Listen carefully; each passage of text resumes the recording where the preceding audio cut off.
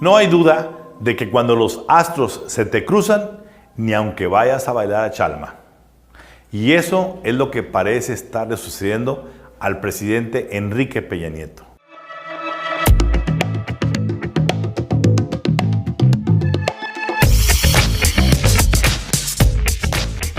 Como si fuera poca la larga lista de desfiguros nacionales e internacionales, como los más recientes de la invitación a México del republicano Donald Trump, o la fuga de los gobernadores bajo investigación Guillermo Padres y Javier Duarte, ahora se suma otro escándalo. Pero este nuevo arrebato tiene muy serias repercusiones para México porque toca las fibras más sensibles de una comunidad compacta, muy unida, muy respetada y poderosa como la judía.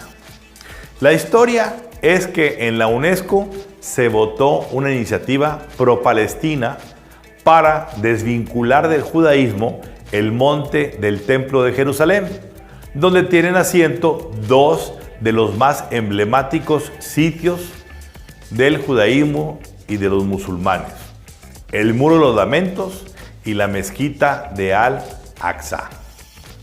El embajador de México ante la UNESCO, Andrés Roemer Solmiansky, dice haber cumplido con la instrucción de la Cancillería mexicana para votar a favor de la iniciativa Palestina ocupada, es decir, en contra de los intereses judíos. Decimos dice porque fue público que en su momento nuestro embajador se deslindó de ese voto abandonando la sala de sesiones de la UNESCO, y en redes sociales dejó en claro que siendo practicante judío no estaba de acuerdo con la posición oficial de México. De inmediato, la comunidad judía, no solo en México, sino en todo el mundo, lamentó la posición mexicana aliada a los intereses palestinos y se desató el conflicto diplomático. El affair culminó con el cese de Roemer, a quien se colocó como el chivo expiatorio de un voto que le fue ordenado desde la Cancillería y que nunca pudo haberlo hecho de motu propio, puesto que su posición personal es pro-judía. El hecho es que, tras el cese del embajador, México intentó modificar ese voto en la UNESCO, pero para el caso ya era demasiado tarde. La afrenta estaba consumada en un hecho que podría tener serias repercusiones para el gobierno del presidente Peña Nieto. Y al que lo dude, que se asoma a la historia.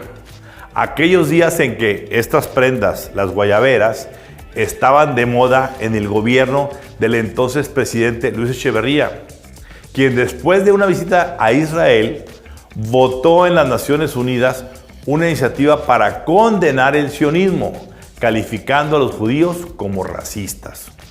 La reacción en aquel 1975, casualmente a 2 años de que culminara el sexenio echeverrista, desató la furia de muchas organizaciones judías en Estados Unidos y en todo el mundo, quienes decretaron un abierto boicot turístico contra México, pidiendo a sus correligionarios abstenerse de visitar a un país que era hostil a los intereses de Israel.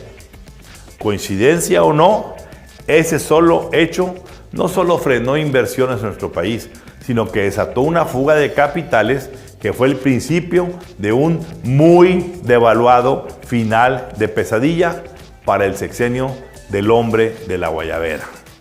Y dato curioso para la reflexión: en el incidente de la UNESCO, los dos funcionarios centrales, la canciller Claudia Ruiz Massieu y el embajador Roemer, son personajes muy ligados a los afectos e intereses de otro expresidente, Carlos Salinas de Gortari. ¿Acaso tampoco en el Camino de Santa Teresa, donde reside el expresidente, alertaron o midieron las consecuencias de este controvertido voto antijudío para el gobierno de Peña Nieto? Yo en lo personal no lo creo.